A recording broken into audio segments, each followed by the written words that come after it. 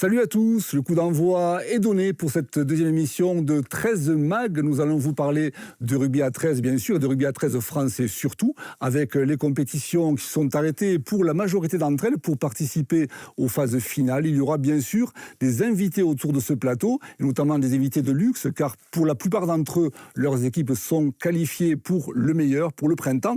Et puis il y aura deux reportages qui vous seront également proposés. Le premier sur le pilier emblématique de Limoux 13, Valentin Ieza, qui va nous expliquer un petit peu comment il appréhende cette fin de saison avec les Rouges et Noirs, mais aussi un sujet plus long sur Lyon et tout ce qui s'articule autour du Lyonnais, parce qu'il y a beaucoup d'activités trésistes du côté de la ville des Lumières. Et à côté de moi, pour suivre cette émission, en tant que fil rouge, Florent Tos. Bonjour Florent. Bonjour Alain, bonjour à tous. Alors Florent, pour vous présenter, c'est très simple, vous êtes tout simplement le cadre technique national de la Fédération française de rugby à 13. Alors je fais partie des cadres techniques nationaux de la Fédération française de rugby à 13 et j'ai principalement des missions dans le haut niveau, les équipes de France, la gestion du pôle sport rugby à 13. Voilà, ce sont des missions de haut niveau dans lesquelles j'ai des responsabilités. Donc plusieurs casquettes, effectivement. Plusieurs casquettes, donc beaucoup de boulot. Vous êtes un homme de terrain, donc on l'a bien compris. Alors ce mois d'avril, Florent a été riche en événements, puisqu'on va revenir tout à l'heure sur ce qui s'est passé dernièrement en Marmande, avec la belle réussite du 13 féminin, le 13 de France face à la Grèce 58-0. Mais il y a aussi, et ça tout le monde le sait, et tout le monde attend ça avec beaucoup d'impatience, les 3 finales de Coupe de France dès le week-end prochain dans l'Antre des Dragons, Gilbert Brutus. Oui, effectivement, il y a les 3 finales donc à Gilbert Brutus, mais il ne faut pas oublier aussi les jeunes qui joueront à Pilla, les U15 et les U17, qui joueront donc en début de journée et sûrement qui se rendront au stade pour aller supporter leur aîné. Alors un petit coup d'œil dans le rétro, nous avons assisté, vous étiez aussi, aux demi-finales de la Coupe de France de rugby à 13, c'était à Marseille. Donc Marseille-Marmande, on a la vague impression que la Fédération française de rugby à 13 veut réinvestir certains territoires, c'est ça ? Effectivement, la Fédération française de rugby à 13 souhaite réinvestir des bastions trésistes, que ce soit à Marseille, Marmande, Lyon, Nantes, des endroits où on jouait au rugby, où on y joue encore, mais le désir de la Fédération, c'est de redonner à ces territoires un nouvel élan. C'est un sacré chantier en perspective, avec un potentiel humain suffisant, vous pensez, pour pouvoir vraiment se développer ? C'est un gros chantier, ça c'est certain. Maintenant, il y a toujours des bénévoles, des dirigeants du secteur qui travaillent tous les jours afin de développer cette belle discipline, et je pense qu'ils arriveront à leur fin. Vous portez un polo qui me plaît beaucoup, un polo tricolore, puisqu'il va y avoir au mois de juin prochain 3 matchs d'envergure, 2 crunchs notamment, avec le 13 de France masculin face à l'Angleterre. Il y aura également les filles face à l'Angleterre, et tout ça suivi dans la foulée par un certain Théo Fitterson en Championships. Ce sera à Ernest Vallon à Toulouse. Quelle journée! Ce sera une très belle journée, et puis c'est l'an dernier, il y avait eu ce fameux double leader à Warrington, et maintenant c'est à nous de recevoir l'Angleterre et de leur offrir ce crunch. Alors l'avantage sur ce match-là, contrairement aux années précédentes, c'est un petit peu tôt, c'est vrai pour en parler, mais c'est bien de le souligner parce que ce match-là, il faut que le monde vienne au stade. Il y aura les Dragons catalans, cette fois-ci, des joueurs du Théo qui vont pouvoir participer à la bonne marche du 13 de France, du moins on l'espère. Oui, donc les joueurs seront sélectionnables et nous souhaitons aligner la meilleure équipe possible pour défier les Anglais. Ce qui n'était pas le cas jusqu'à présent, parce que c'était un petit peu compliqué, ça se chevauchait au niveau des calendriers entre les Dragons catalans notamment et le 13 de France, et là on pourra avoir une équipe de France performante, enfin oserais-je dire.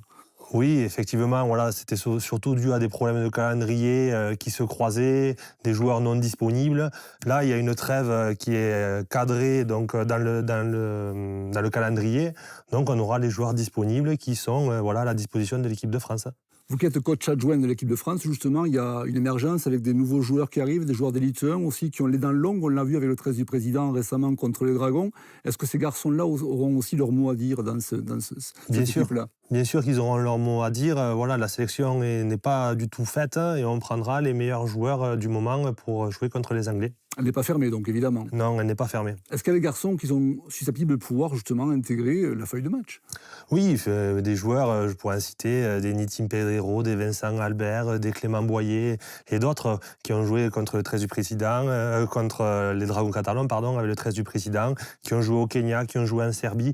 Tous ces garçons font partie du contingent de joueurs joueurs disponibles pour agrémenter cette équipe de France et qui jouera contre l'Angleterre. Alors justement, le Kenya, la Serbie, après on fait un grand bond en avant, on va affronter les Anglais. Est-ce qu'il n'y a pas un décalage, est-ce qu'il n'y a pas un gouffre entre les deux? Est-ce que c'est difficile justement de pouvoir se projeter sur un match de cette envergure finalement? Forcément, le niveau sera bien supérieur. L'Angleterre, voilà, c'est des garçons qui jouent tous en Super League, qui sont tous avec des centaines de matchs d'expérience au plus haut niveau. Ce n'était pas le cas de la Serbie ou du Kenya. Mais en tout cas, voilà, nous, on aura les armes en tout cas, pour répondre à cette grosse équipe d'Angleterre. Votre collaboration avec Laurent Fressinou, avec Maxime Gressec, comment se passe-t-elle? Alors, Laurent est basé à Saint-Helens, donc en Angleterre. On s'échange beaucoup de SMS, on fait beaucoup de visio, voilà, on travaille comme ça. Donc voilà, la distance ne nous permet pas de nous voir en présentiel, mais ça ne nous empêche pas de très bien travailler. Et nous sommes dès aujourd'hui en train de travailler pour ce match. Voilà, même s'il est déjà dans 2 mois, mais déjà, nous, on a déjà posé les fondations du match et on est déjà là, on étudie les paramètres qu'il faudra régler pour essayer de gagner les Anglais. Les rassemblements prévus pour le squad, c'est pour quand? Alors, ce qui est prévu, c'est qu'on arrive le mardi pour jouer le samedi. Voilà, donc on aura une semaine de préparation pour pouvoir jouer les Anglais avec un groupe de 21 joueurs.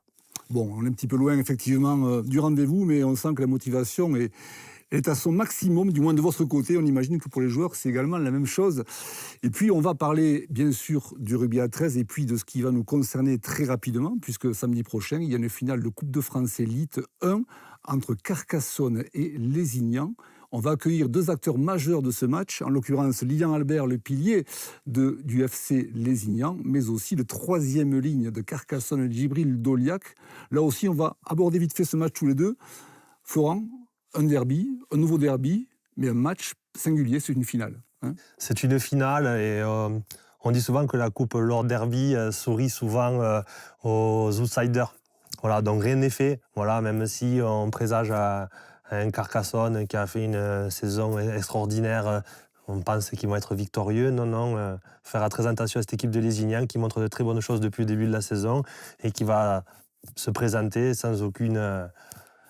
avec toutes les armes possibles, en tout cas pour gagner. Alors on dit souvent que lors d'une finale, il n'y a pas de favori, que le petit peut gagner le gros, c'est aussi la magie de la Coupe de France, c'est ça? C'est exactement ça, voilà. Beaucoup de finales de Lord Derby ont été remportées par l'outsider. Et puis il y en a une, il n'y a pas longtemps, c'était qu'il y a 2 ans en arrière, si mes souvenirs sont bons, j'ai un trou de mémoire. Il y avait une belle surprise aussi, je crois, mais on va en reparler tout à l'heure, quoi qu'il en soit. Donc on va accueillir Lilian Albert et Djibril Doliak pour Carcassonne. La fameuse Coupe Lord Derby, c'est donc samedi prochain dans l'antre des Dragons catalans Gilbert Brutus, entre Lézignan et Carcassonne. Et sur le plateau, eh bien, 2 sacrés colosses, des avants. Un pilier de Lézignan, Lilian Albert, et Djibril Doliak, 3e ligne, voire talonneur par moment aussi, de Carcassonne. Bonjour messieurs. Bonjour. Bon, une finale, on en parlait avec Florent tout à l'heure, c'est un match toujours très particulier, même si c'est vrai qu'on dit souvent que les derbys, bon, on n'est pas lassé, mais c'est une vieille habitude. Mais là, c'est un cadre particulier, c'est à Brutus, c'est une finale.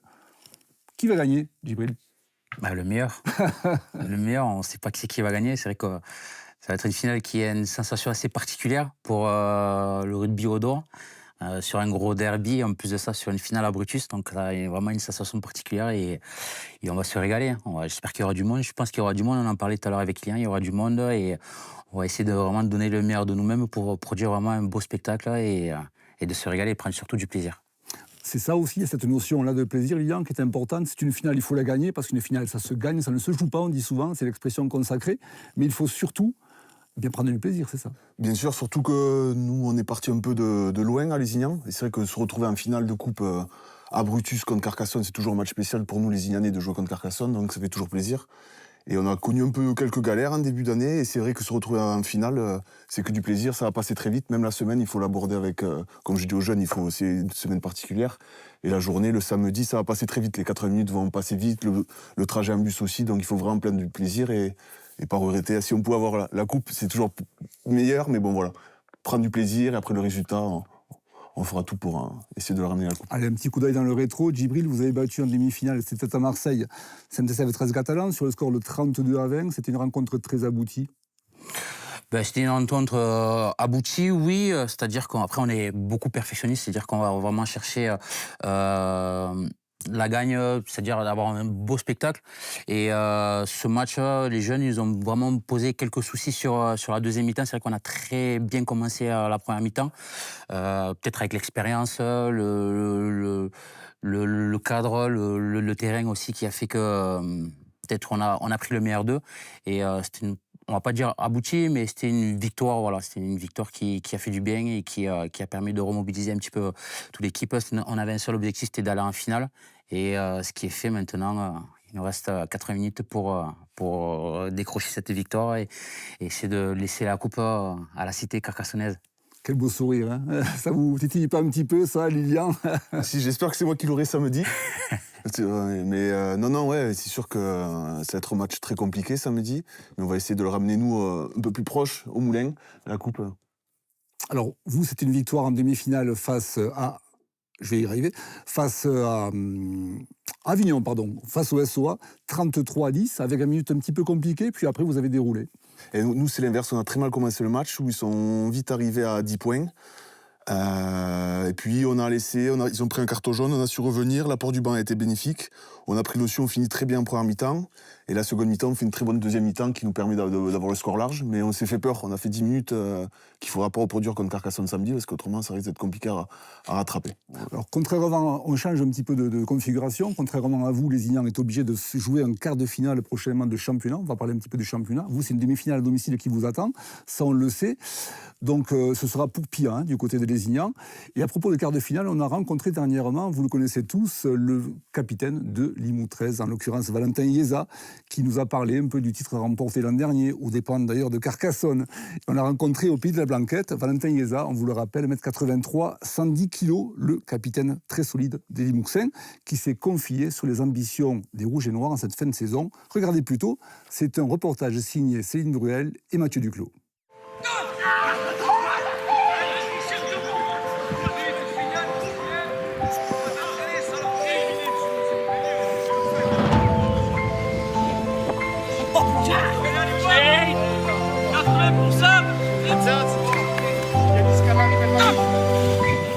Depuis 10 ans, le colosse Valentin Ieza est devenu le pilier des Grizzlies, dans tous les sens du terme. Maintenant, il est limouxien, on va dire pur et dur. Il est marié en plus avec une limouxine, il a un bébé, donc il est vraiment fondu dans la vie de Limoux et dans le club.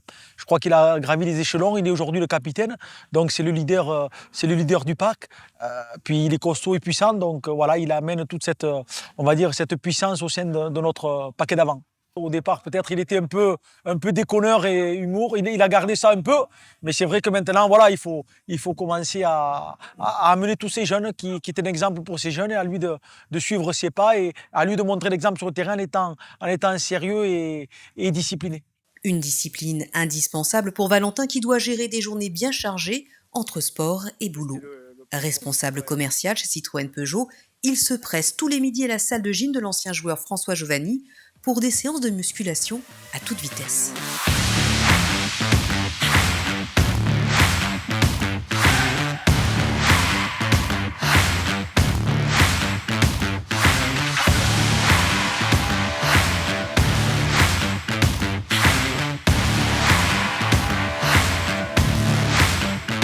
Je suis rentré au sport-études au Krebs, j'avais 15 ans. Ça fait 15 ans en fait que je fais de la muscu régulièrement. On adapte et c'est pour ça que je me note tout, parce qu'aussi en fonction des ressentis, des fois, tu vas être... là, on n'a pas joué ce week-end, mais des fois, le mardi, j'arrive, t'es mâché du match, t'as un pet en haut, t'as un pet en bas, donc t'es toujours dans l'adaptation, quoi. Mais on a la chance d'avoir un nutritionniste après au club qui nous met un plan nutritionnel avec des collations. On mange toutes les 6 heures, en fait. Je mange le matin, à 10 heures, à midi, à 16 heures. Après l'entraînement, rentrant le soir. Une rigueur de sportif de haut niveau pour Valentin, qui a eu le bonheur de remporter 3 titres de champion de France avec les Limouxins. Je pense que c'est plus dur de conserver 100 titres que d'être champion. Sur une saison, tout le monde peut faire une saison exceptionnelle avec aucun blessé, des recrues. Mais la performance linéaire, comme on arrive en 8 ans au club, on est 3 fois champion de France, quand même, c'est quelque chose d'extraordinaire, quoi. Mais ça passe aussi par une hygiène de vie irréprochable, un entraînement au quotidien et pas des sacrifices, je dirais pas sacrifices parce qu'on y prend du plaisir, mais cette notion quand même de toujours se fouetter, même si le mardi on a joué un derby et la veille t'es fatigué, il faut quand même venir s'entraîner, ne serait-ce que pour la récup et pour conserver ce titre. Et il faut être à Limoux pour comprendre ce que c'est de gagner un titre de champion de France, je pense que c'est énorme, mais à Limoux c'est quelque chose d'exceptionnel, vraiment. Hein. C'est pas que le club qui est champion, tu vois, c'est toute la ville vraiment qui est champion. T'as les jeunes de l'école de rugby, t'as le club des supporters qui te suit, t'as ton staff bien sûr, mais t'as toute la ville qui est en effervescence.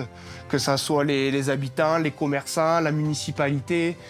Je pense que c'est l'un des rares clubs que quand les phases finales arrivent, c'est le maire qui vient te faire le discours pour te motiver avant le match. Quand t'es champion, que t'arrives sur la place, tu peux même pas marcher tellement que t'as du monde sur la place. Il est impossible de marcher. Tu descends la rue de la mairie jusque sur la place pour présenter le bouclier à tout ton public. Tu peux pas marcher. Impossible. Un moment magique que Limoux aimerait bien revivre le 26 mai prochain pour la finale à Narbonne. Vous l'aurez compris, Valentin Chiesa est quelqu'un de très organisé, très méticuleux. Il est du surcroît le compagnon de Sophie, qui n'est autre que la fille d'un certain Freddy Bourrel, l'ancien demi-mêlée du 13e Mouxin. Il est aussi conseiller municipal dans sa commune trésiste de Belvez du Razès. Et alors là, de façon très décalée, son pote du pack, le talonneur Julien Bousquerolles, nous confie pas mal de choses sur son capitaine. Écoutez plutôt, c'est très sympa. Il est très radin, même pour un café, il part, même pour payer son café 1 €, il part en cachette. On est obligé de tout lui payer, de tout passer derrière lui. Il a du shampoing plein le sac après les matchs, on peut même pas lui en prendre une goutte. Très lent. Il est très lent. Après, il fait pas 20 kilos, quoi, mais il est on va dire, en démonstration perpétuelle. Il est en permanence en démonstration. On sait jamais, mais comme si... S'il y a une caméra de loin le film ou quoi, il essaye au cas où d'avoir un avenir politique au Razès, 20 habitants, on ne sait jamais, on ne sait jamais. Ah, il est sympa, Justin Bousquerolles. Il va falloir qu'il règle quelques comptes, je crois, avec son capitaine très prochainement. Messieurs, un petit mot sur Valentin Chiesa. Vous qui l'avez affronté justement au poste du pilier, c'est un choc systématiquement au niveau de la mêlée et au ras du tenu. Qu'est-ce qu'il donne? Et sur le terrain, très dur et surtout très tonique pour son poids. Et en dehors, surtout, c'est un bon mec. Parce que moi, quand on joue les derbies, c'est toujours un peu, généralement un peu chaud sur le terrain, mais toujours pas un mot plus haut que l'autre. Et après, toujours un plaisir de discuter. Et je pense qu'en tant que coéquipier, ça doit être très agréable de l'avoir à Limoux. Djibril, vous l'avez également affronté à maintes reprises, hein, Valentin Chiesa. Après, moi, j'ai pas eu l'occasion, comme Lilian, de le connaître en dehors. C'est vrai que non, je l'ai connu vraiment sur les derbies, le premier derby entre Carcassonne et Limoux qui était vraiment très chaud. C'est vraiment un joueur qui est dur, âpre. Après, c'est un travailleur. Et non, il a l'air vraiment d'être un bon gars. J'ai bien aimé le reportage sans vermis un petit peu de le découvrir et de le connaître. Mais c'est vraiment un adversaire très redoutable sur le terrain, qui fait mal aux défenses. Il paraît. Bien, un grand merci messieurs, donc rendez-vous pour samedi prochain pour la belle finale, le couple Lord Derby entre les Isiens et Carcassonne. On vous souhaite le meilleur, mais il faudra un gagnant. On sera fixé bientôt. Merci à vous. Place à l'élite 2 et à une finale qui arrive rapidement. Ce sera le 5 mai prochain à Lézignan, entre Villefranche-de-Rouergue et Villegayenque-Aragon. Deux équipes qui ont caracolé en tête du classement durant toute la saison. Villefranche premier invaincu après 17 journées. Et puis Villegayenque-Aragon qui a remporté 14 matchs pour seulement 3 défaites. Et Florent Tost, finalement, on s'aperçoit que la logique sportive est tout simplement respectée. Oui, la logique sportive est respectée, d'autant plus que Villegayenque, vous avez dit 14 victoires, dont 3 défaites, mais ont enchaîné, je crois, 8 victoires consécutives. Donc c'est l'équipe forte du moment. Alors, un qui peut nous en parler de ces deux équipes, c'est le capitaine de Carpentras, Lucas Amblard, que nous avons directement en visio. Bonjour Lucas. Bonjour. Lucas, capitaine, donc troisième ligne, voire pilier des Taureaux de Carpentras. Vous avez affronté, bien sûr, à 2 reprises chaque équipe lors de la phase régulière. Qu'est-ce que vous avez retenu de l'un comme de l'autre? Au niveau des 2 équipes, c'est 2 équipes assez très fortes au niveau du bloc milieu. Ils sont très organisés, que ce soit Villefranche qui a un plan de jeu qui respecte à la lettre. Villegayenque, de leur côté, c'est beaucoup plus en puissance, beaucoup plus autour du tenu. Et après, Villegayenque comme Villefranche ont une colonne vertébrale arrière, les 2 meneurs 13 et talonneurs très très forte. Quelle est l'équipe la plus redoutable à affronter finalement? La plus redoutable, je dirais, Comme vous l'avez dit, invaincu de cette saison, c'est Villefranche, qui joue très très bien, qui est à la fois très dur de partout sur le terrain, mais qui joue très très bien et qui complète énormément de chaînes. Allez Lucas, mouillez un petit peu le maillot. Qui va remporter cette finale? Ah, je donnerais mon petit favori Villefranche. Allez, un score? Ah, 28-16. Allez, question piège par excellence. Lucas, Carpentras fait également une belle saison cette année. Vous étiez parti un peu de loin par rapport à la saison précédente. Et finalement, on s'est aperçu qu'avec une équipe de jeunes, eh bien, tout est devenu possible. C'est ça, une équipe de jeunes remaniés. On s'était pas fixé d'objectif en début de saison, parce qu'on avait perdu quand même quelques cadres comme Martial Romano, Maximilien Roupin. On partait avec énormément de juniors. On s'était fixé jusqu'à décembre pour voir où on allait. On était dans le top 4 et on s'est dit, bon, pourquoi pas rêver d'une demi-finale. Et bon, on a essayé d'avoir la finale, mais on est tombé face à une très très grosse équipe de Villefranche. Oui, qui vous a battu 50-4, mais vous avez tenu pendant 20 minutes, c'est ça? Ah, on a tenu à 0-0, même presque jusqu'à la demi-heure. Et après,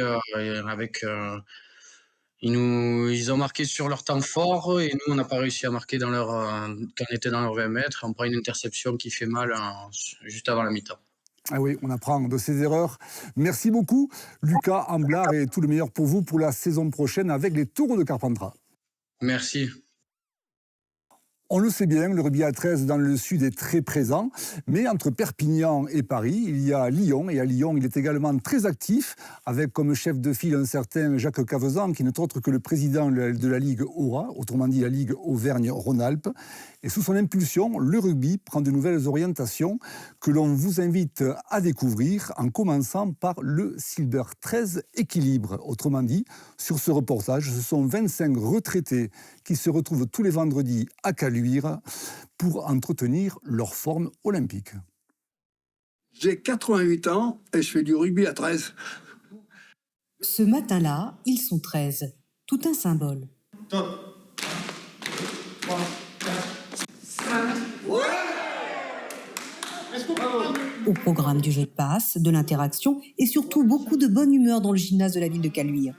Le groupe de Caluire, c'est un état d'esprit de dingue. C'est-à-dire que j'ai tellement plaisir à venir tous les vendredis. Il n'y a pas de différence entre les garçons et les filles, ou les hommes et les femmes, les papis et les mamies. En fait, ce qu'il faut, c'est que chacun réussisse à faire la tâche demandée, qu'elle soit physique ou cognitive, à son rythme. Faire fonctionner le cerveau en même temps que les jambes et essayer de s'évader du quotidien, tout en faisant des gestes du quotidien, en imitant des gestes du quotidien et pouvoir le reproduire ailleurs et sans avoir l'impression de le faire finalement. Pendant 1 heure, les seniors s'entraînent, s'amusent, ils font du sport sans même s'en apercevoir. Je joue dans cette activité, je m'amuse. Arnaud nous fait faire beaucoup de jeux. Quel type de jeu?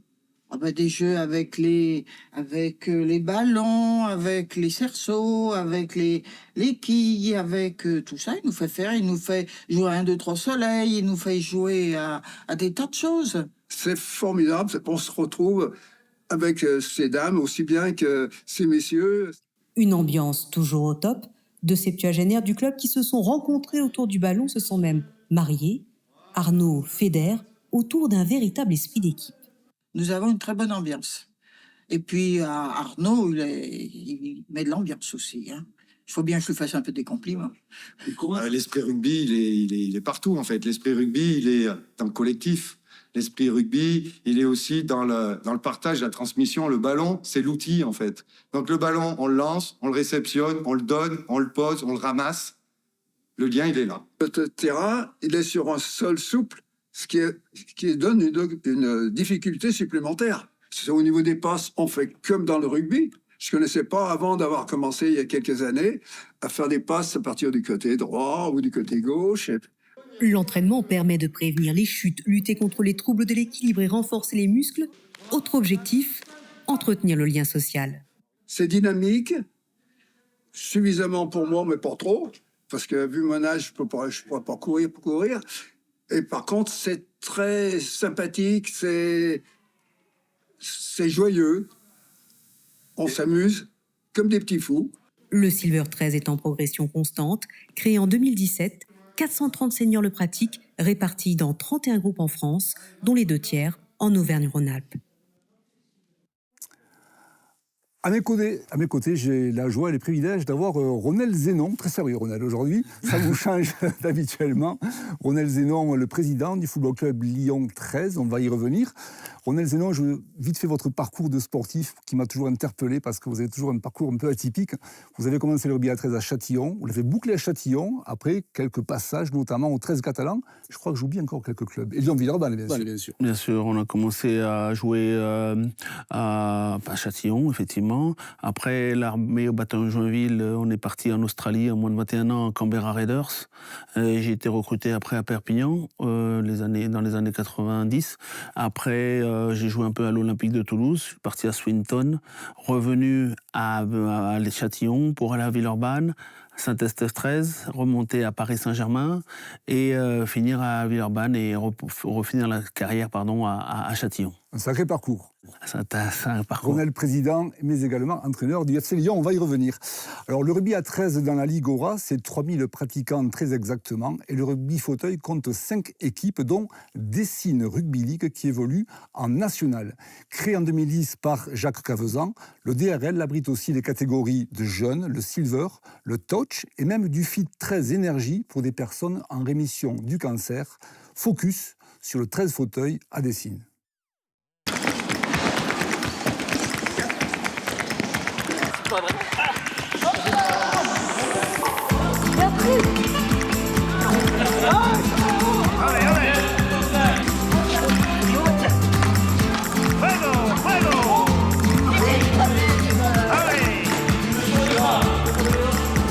Il faut savoir jouer vite, mais pas seulement. La discipline exige bien d'autres atouts. Il faut à la fois manier son fauteuil, réceptionner une passe ou en faire une, garder son ballon. Donc oui, il y a beaucoup de choses à faire en même temps. Donc c'est un travail aussi de l'esprit en plus du corps. Oui, donc. Un sport particulier qui gomme toutes les différences où tout le monde se mélange. Hommes, femmes, valides et non valides. A priori, ça rajoute rien d'être valide et ou handicapé, parce qu'au bout d'un, 2, 3 entraînements, en fait, on a fait abstraction en fait, de ces différences et on se réunit dans un fauteuil plutôt avec ce qu'on sait tous faire, plutôt qu'avec ce qu'on ne sait pas faire ou qu'on ne peut pas faire. Pendant 7 heures, 7 heures et demie ou c'est 2 heures en fonction de la section, on a l'impression que les gens viennent assister ensemble à un moment différent, vraiment différent de leur quotidien. Et cette jeune section rugby fauteuil à 13 a déjà des ambitions. En 13 fauteuils, là, c'est la 2e année qu'on a engagé en division nationale. Donc l'année dernière, c'était notre tout premier, on a juste découvert, on a fait quelques tournois. Là, cette année, on en a fait beaucoup plus, on vise les phases finales. Voilà, et donc c'est notre objectif l'année prochaine, c'est arriver vraiment au plus haut de la division nationale, pourquoi pas ensuite et monter en Élite 2.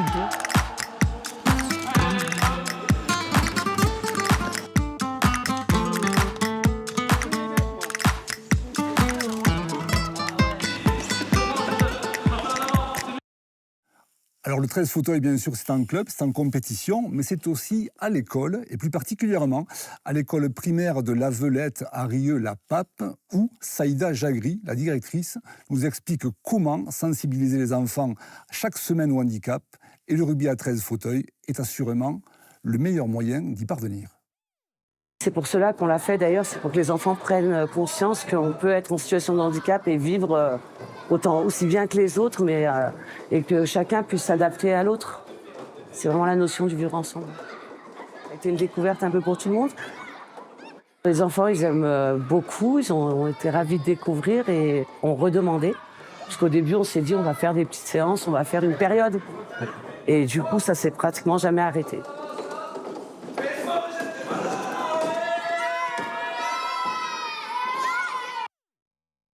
Le rugby à 13 à Lyon, c'est aussi et surtout son fameux challenge Petit 13 qui regroupe chaque année près de 2000 enfants et dont la 20e édition aura lieu au Parc de Paris le 7 juin prochain. Le challenge du Petit 13, c'est donc un rassemblement final des écoles primaires qui ont participé toute l'année aux ateliers Petit 13 avec des interventions de 4 modules de 5 séances Et ensuite, ils se retrouvent en fin d'année pour ce tournoi inter-école. C'est l'occasion de démarrer de nouveaux clubs. Nous avons démarré 6 clubs sur la métropole de Lyon qui viennent grâce au Challenge Petit 13, notamment le club de Sainte-Foy Rugby League, qui est aujourd'hui une référence avec 250 licenciés sur ce club et qui n'existait pas il y a 10 ans. Nous avons aussi démarré il y a tout juste 1 an le club de Francheville, qui est juste à côté, grâce aux interventions dans les écoles primaires. À nos côtés, donc, Ronel Zénon, le président du FC Lyon. C'est un club omnisport, le plus vieux de la ville, qui date désormais de 130 ans d'existence. Pourquoi avoir rejoint le club cette année ? Alors, quand on a créé le club en 2010, on a cherché un club qui était ancestral au niveau du 13. Et effectivement, en 1893 exactement, le FC Lyon était né à travers le rugby. Et donc, c'est pour ça qu'on a rejoint le FC Lyon pour faire renaître la section rugby, puisque c'est un omnisport. Et notamment rugby à 13. Et il n'y aura que du rugby à 13 à travers cet omnisport, puisqu'il n'y a qu'une section par sport. Pour vous avoir rejoint il y a très peu à Lyon, on a participé à une matinée très sympathique avec le président du club omnisport. Vous avez été accueilli les bras ouverts, c'est ça, hein ? Oui, Yves Prudon nous avait accueillis à bras ouverts. On était très contents que vous veniez faire un reportage chez nous pour qu'on puisse expliquer ce qu'on faisait. Et ils nous suivent de très près et ils nous aident énormément aussi. Alors, ce qui est problématique aujourd'hui du côté de Lyon, c'est qu'il n'y a plus de club engagé en championnat, du moins chez les seniors. Lyon-Villeurbanne n'existe plus. Il reste donc le FC Lyon. Tout repose sur vous, Ronel. Enfin, j'espère que ça ne sera pas le cas dans les années futures, mais effectivement, aujourd'hui, j'essaie de relancer la flamme de rugby à 13 à travers la section senior, puisque c'est la section senior, au plus bas niveau, puisqu'on démarre. On a démarré au mois d'août pour le championnat qui commençait au mois d'octobre, c'était un peu juste l'année dernière. Mais cette année, dès à présent, on fait du recrutement et on commence à avoir le fruit de notre travail, puisqu'on a quand même résisté une saison et on veut exister l'année prochaine comme un club à part entière. Je m'adresse à vous deux. Au regard du passé glorieux de Lyon 13, il y a moyen, vous pensez, Florent, de revenir sur le devant de la scène ? Effectivement, Lyon, la Lyon Métropole, c'est une ville sportive et bien sûr qu'ils arriveront à revenir sur le devant de la scène, peut-être en franchissant les étapes les unes après les autres, mais je suis persuadé que d'ici peu d'années, on les aura en haut de l'affiche. C'est aussi votre conviction, Ronel, il y a moyen de fédérer, il y a moyen de faire partie du Gotha français prochainement ? Effectivement, puisqu'il ne faut pas oublier une chose, c'est que le FC Lyon, rugby à 13, enfin rugby, a été le premier champion de France, tout rugby confondu, en 1910. Après, on a eu des titres au niveau des années 50, et effectivement, c'est un sport qui est très reconnu, donc je pense qu'on a des belles années à venir devant nous. Allez, il y a encore des manches à retrousser, et puis on croit en vous. À très bientôt, Ronel. Merci beaucoup. Merci. Nous allons aborder maintenant le sujet du 13 féminin, du 13 de France féminin, avec un large sourire bien sûr, un sourire de circonstance, puisque l'équipe de France a battu, il y a 15 jours de cela à Marmande, c'était le 13 avril, la formation grecque sur un score de 58-0. Et pour parler de ce match-là, à mes côtés, Romain Maillot, l'entraîneur de l'équipe du 13 de France féminin. Bonjour Romain. Et Christina Sompucci, est-ce que je le dis bien ? Très bien, parfait, merci. La 3/4 centre ou ailière du 13 de France. On va revenir sur cette belle victoire à Marmande, qui s'était donc qualificatif pour la Coupe du Monde, 58-0. Le bonheur total, quoi, c'est ça ? Franchement, oui, on a mis en place le plan de jeu, donc Romain, je pense qu'il était assez content qu'on arrive à être appliqué. Et à la fin, ça a payé, le résultat, il est là. Donc. Ça a payé à la fin, et pour vous particulièrement, parce que le premier essai inscrit par les Françaises, c'est vous qui l'inscrivez. En effet, oui, c'est vrai que je suis très contente, et c'est grâce au plan de jeu aussi qu'on a mis en place.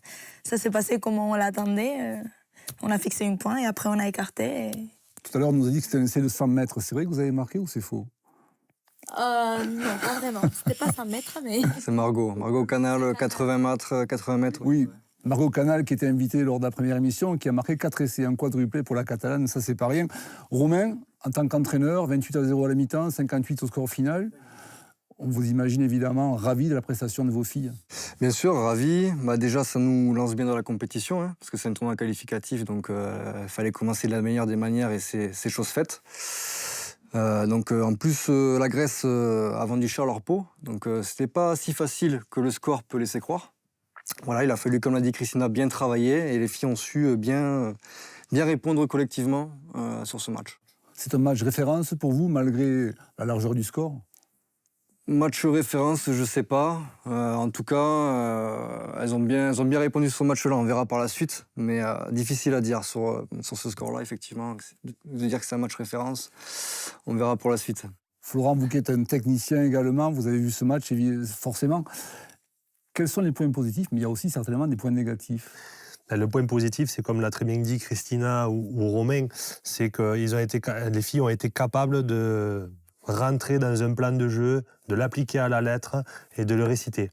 Quand on veut faire vraiment du haut niveau et qu'on veut répondre aux exigences de l'international, ça passe par répondre vraiment à un plan de jeu bien inscrit et l'exécuter à millimètre, enfin tâche par tâche pour enfin arriver à scorer des essais comme elle a fait. Comme elle a fait Christina. Christina, justement, est-ce qu'il y a un esprit équipe de France? C'est une équipe, ça va au-delà d'une sélection nationale, c'est presque un esprit club, c'est ça? Mais oui, en fait, on a même un groupe WhatsApp à part, ça commence à se créer, c'est un nouveau groupe en fait. Moi, quand j'ai commencé, il y avait presque personne là, il y avait juste Manon Samara dans ce match, je pense. Et là, c'est une équipe toute neuve, avec plein de jeunes filles, et donc on est beaucoup dans les réseaux, on a créé notre petit groupe, ça, les coachs aussi, pour parler entre nous, entre copines, pour s'encourager, pour faire la prépa de Loïc.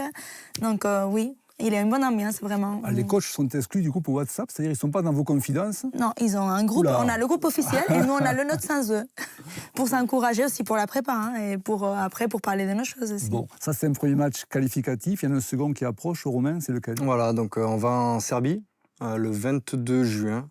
Donc le deuxième match qualificatif, et si on gagne, on est qualifié pour la Coupe du Monde 2026. Une Coupe du Monde qui devrait avoir lieu normalement dans l'hémisphère sud. Exactement. Australie ou Nouvelle-Zélande, il se dit. Donc on si attend c'était de les deux, voir. ce serait encore mieux. Tout à fait. Christina, c'est un rêve de participer à la Coupe du Monde, bien sûr? C'est un rêve que j'ai déjà réalisé parce que j'ai participé à la dernière. Mais c'est vrai que ça serait beau de participer à une dernière pour finir ma carrière, puisque je suis des plus vieilles de l'équipe de France. Donc ça serait à mon clap de fin, comme on dit. Qui serait favori dans cette Coupe du Monde? De l'Australie, la Nouvelle-Zélande, très certainement? Ah oui, 100%. Australie, Nouvelle-Zélande et l'Angleterre, qui est en train aussi de mettre des moyens sur les féminines en championnat aussi, plus quelques Anglaises qui commencent à jouer dans le championnat NRL. Donc ces trois-là, normalement, sont favoris pour le tout prochain. Alors quand on est coach, que l'on sait que l'Australie et la Nouvelle-Zélande sont vraiment les équipes à battre et difficilement accessibles, comment on arrive à motiver les filles? Aujourd'hui, c'est des références. Hein. Ces filles-là deviennent des référentes. Hein. Australie, Nouvelle-Zélande, donc c'est toujours bien de se confronter sur ce qui se fait de mieux pour notre sport. Donc je pense que les filles, ça peut être une motivation aussi de rencontrer ces adversaires-là, hein, pour toujours donner le meilleur de soi-même. Christina, affronter les Australiennes et les Néo-Zélandaises, assister au Haka, ça fait peur un petit peu ou pas? Plus que peur, moi, ça m'a fait des émotions. D'ailleurs, il faut dire que nous, on a aussi une fille française, Perrine, qui actuellement joue aussi en Australie. Et alors, Lauriane et moi, nous avons déjà joué en Australie, donc c'est faisable aussi pour les Françaises d'y aller. Si on s'y donne les moyens, on peut aussi se mettre à leur niveau et essayer au moins d'atteindre le plus haut niveau dans l'autre hémisphère. C'est faisable, si on s'entraîne dur. Mais oui, on voit qu'il y a beaucoup de détermination. Florent, évidemment, ça reste un match très compliqué à venir, voire deux matchs très compliqués à venir, si toutefois elles affrontent ces deux formations-là, mais c'est une Coupe du Monde, on a déjà vu des surprises. Hein. Oui, on voit des surprises, et puis moi, je pense que dans le haut niveau, souvent, on se révèle dans la difficulté. Et quand être confronté à ce qui se fait de mieux, souvent, on se transcende et on est capable de faire de grandes choses. Alors, de là à gagner, peut-être pas, mais en tout cas, produire une performance pour au moins s'étalonner et montrer qu'on en a sous la pédale, pourquoi pas. Alors pour vous, Christina, c'est un sacré mois d'avril, puisqu'il y a eu l'équipe de France et donc la victoire face à la Grèce. Mais samedi prochain, il y a un rendez-vous, et non des moindres, sur votre pelouse fétiche de Gilbert Boetus, en finale de Coupe de France contre Bègles. Oui. Sacré programme, hein? Ah oui, c'est un match qu'on est en train de préparer très sérieusement avec le club. On a la chance d'avoir une équipe cadette qui s'entraîne avec nous, ce qui fait un gros effectif aussi pour préparer ces matchs. Et on est impatiente de voir le gros club de Bordeaux, on l'espère venir et les affronter parce qu'ils ont un beau club aussi. Alors on ne va pas se voler la face, hein. Vous les avez rencontrés pendant la phase régulière, vous avez gagné à chaque fois. Donc concrètement, les favoris, ce sont bien les DS. Oui, ce sont bien les DS, mais c'est comme je dis, le club de Bordeaux, il y a des filles qui ne sont pas là à tous les matchs. Et quand ils sont au complet, vraiment, ça peut être une belle opposition. Hein. Donc c'est à nous. Votre regard sur cette finale de coupe à venir? Je rejoins tout ce qui a été dit. Hein. Les DS aujourd'hui sont plutôt favoris en tout cas. Mais c'est vrai qu'on ne connaît pas trop l'équipe de Bordeaux au complet. Et ça peut être effectivement une belle opposition si cette équipe-là est complète. On l'espère en tout cas. Oui, on parlait des belles surprises par moment en rugby à 13. Éventuellement, avec le renfort justement des 15istes du côté de Bègles-Bordeaux, ça pourrait sur un match comme ça, déstabiliser les Catalans, vous croyez? Déstabiliser, peut-être pas, mais en tout cas, voilà, livrer une opposition farouche et nous offrir une belle finale, ça c'est certain. Bien, le suspense reste ouvert. Merci Christina, merci Romain, et à très bientôt pour de nouvelles victoires pour le 13 de France. Merci.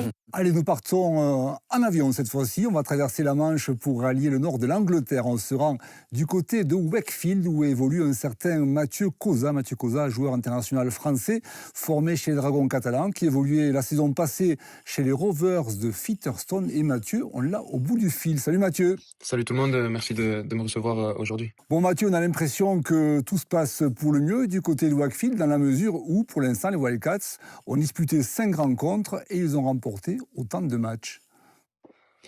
Donc ouais, on peut dire qu'on a bien commencé la saison, on est sur un sans faute, donc on espère que ça va continuer comme ça. En plus, ce week-end, on a une grosse échéance qui est Toulouse à la maison, donc j'espère qu'on va continuer à faire de bonnes choses et s'améliorer. L'équipe de Wakefield qui pour l'instant est première au classement, ça on le sait. Vous êtes parti l'an dernier de Featherstone avec un contrat de 2 ans à la clé pour Wakefield.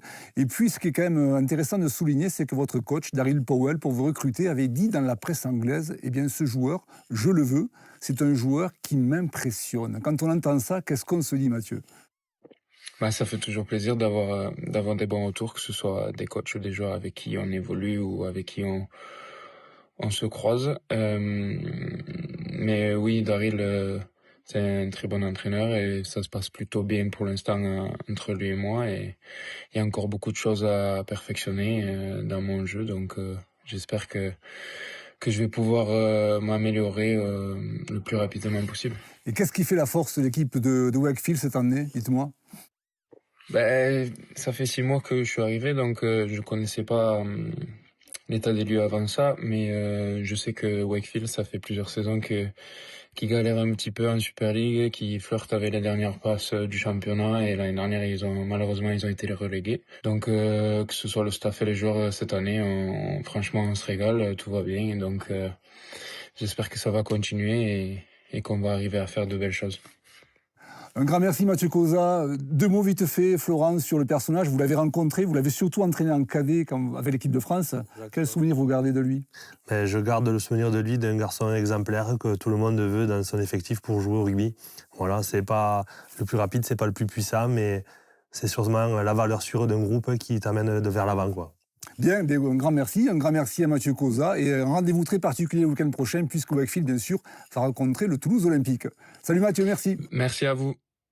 Après avoir évoqué les finales de Coupe de France féminine et d'élite 1, on va parler maintenant de la finale de la Coupe de France des U19, donc chez les juniors, dès samedi prochain à Gilbert-Brutus dès 17h30, entre Saint-Estève 13 catalans et le Toulouse Olympique.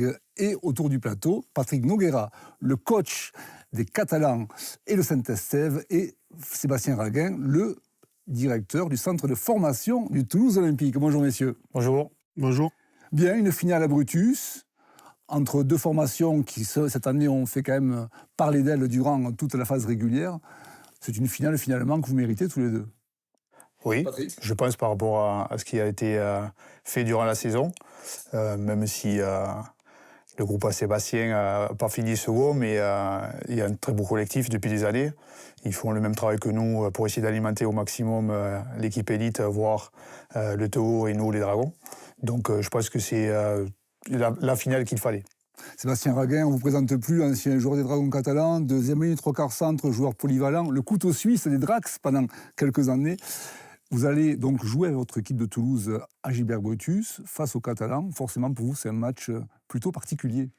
Oui, c'est particulier. C'est un match qu'on attend en début d'année. On imagine une finale, enfin, contre les Catalans, parce qu'ils sont invaincus et ils ont passé toute l'année sans perdre un match. Donc c'est forcément une équipe qu'on doit rencontrer dans les phases finales.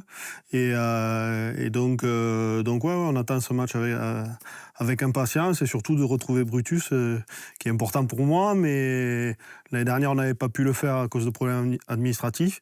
La finale de coupe, c'était pas joué à Brutus, et cette année, c'est le cas, donc on est content de ça aussi. Allez, un petit coup d'œil dans le rétro. On va revenir sur la fin de la phase régulière avec un classement final où l'UTC a remporté 16 matchs sur les 16 rencontres disputées. Deuxième, l'US Villeneuve. Troisième, Albi. Quatrième, Théo avec 9 victoires pour 7 défaites. Mais alors, il y a quelque chose quand même d'assez exceptionnel du côté des Catalans, puisque c'est la meilleure défense du championnat, ça va de soi, mais aussi la meilleure attaque avec 1014 points inscrits, alors que le deuxième est l'US Villeneuve avec 443 points marqués. Sébastien, quand on entend ça, qu'est-ce qu'on se dit ? Qu'il va falloir bien défendre et bien attaquer. donc voilà, je sais pas, on regarde pas trop ces statistiques-là parce que je sais pas si elles sont représentatives vu le niveau global de la compétition U19, mais ce qui est sûr, c'est qu'il va falloir qu'on soit impeccable pour avoir une chance contre les Catalans. On va essayer de vous rassurer un petit peu, puisque vous avez battu en demi-finale Albi sur sa pelouse sur le score de 36-6. Sachez que, vous le savez certainement bien sûr, que les Catalans ont battu Villeneuve sur un score assez étriqué finalement de 26-18. Patrick, c'était compliqué ce match. Oui, et il le fallait, puisqu'on a besoin aussi de rencontrer des collectifs qui nous mettent un petit peu en difficulté pour qu'on puisse voir chez les jeunes quelles ressources ils ont encore en eux. C'est pas en mettant 100 points qu'on les fait progresser. Donc c'était très bien, c'est arrivé au bon moment. Et il faut souligner aussi que Villeneuve a un très beau collectif aussi.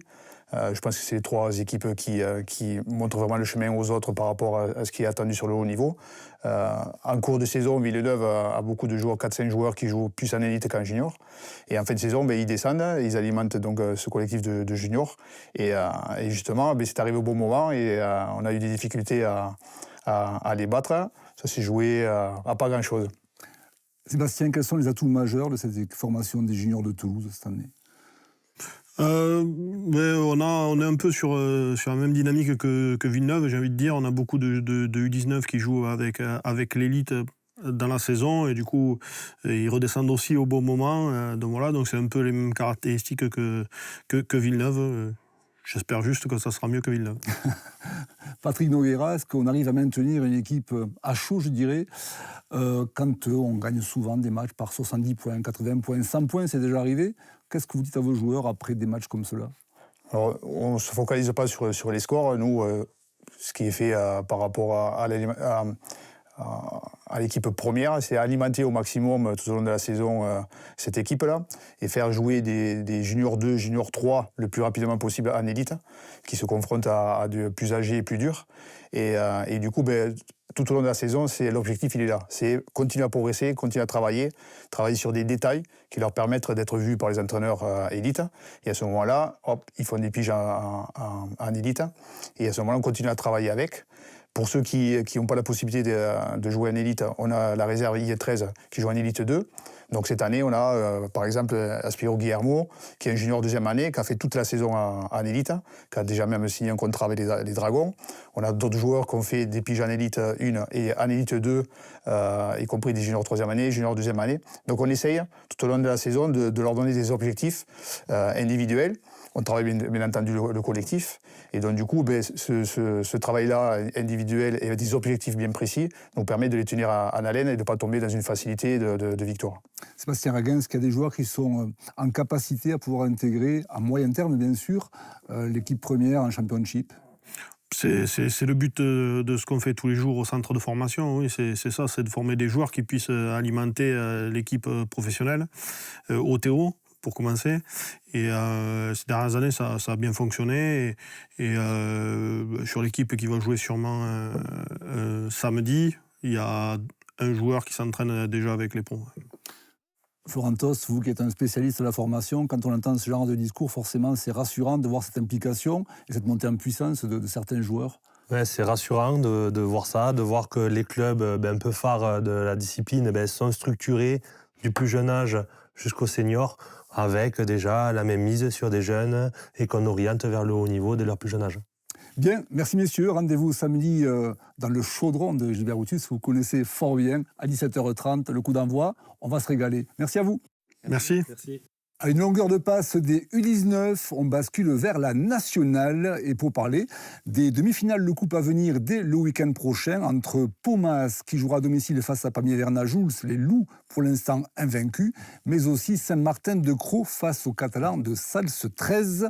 Mais on va surtout parler avec William Montesino, qui est le président de Nice 13, un club qui a été créé il y a 2 ans par ses propres soins et par sa grande volonté. Bonsoir William. Bonsoir. Bon alors, comment se porte le rugby à 13 sur la Côte d'Azur, William? Écoutez, on est très content d'avoir terminé notre saison sans faire de forfait, avec suffisamment de joueurs. C'était pas facile, c'était une aventure dans laquelle on s'est lancé un petit peu sans horizon. Et finalement, on a réussi à tout structurer. On a fait une première tentative d'abord lors de la première année de la création du club en 2022. Malheureusement, on n'a pas été assez. Donc on a prêté quelques joueurs au club de Toulon qui lui était suffisant en termes d'effectifs pour pouvoir faire une première saison. Et donc cette année, on a pu avoir suffisamment de joueurs. On a au total 28 joueurs licenciés. Donc là, on a fait une première poule de brassage avec Caumont, Lyon et poule. On a fait 4 victoires, 2 défaites, ce qui nous a permis d'être qualifiés en National 3. Là, malheureusement, on a perdu toutes nos rencontres et on n'a pas pu se qualifier pour les phases finales. Bon, ça reste une saison honorable, on l'a bien compris. Quel rapport vous entretenez justement? Alors on sait bien qu'il y a le foot du côté de Nice où il y a un sacré engouement. Il y a le rugby à 15 et le 13. Comment il trouve sa place dans ce milieu-là? Oui, alors effectivement, c'est vraiment pas facile de trouver sa place. Moi-même étant très, très supporter de foot, je fais partie d'un groupe de supporters à Nice et tout, je vais à chaque fois à tous les matchs. Le rugby à 15 a aussi une très grosse volonté de retrouver le monde professionnel et la Pro D2. C'est en très bonne voie cette année, ils font de très bons résultats, ils ont un soutien aussi de la part de la mairie.